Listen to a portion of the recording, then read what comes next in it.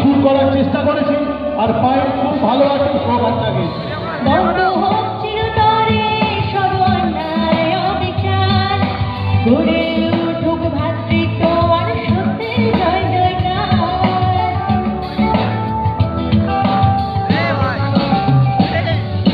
নবচেতনায় সমাজের হোক বন্ধ অবক্ষয়, শিরায় আজ নবদিগন্ত থাকবে সবার হৃদয়।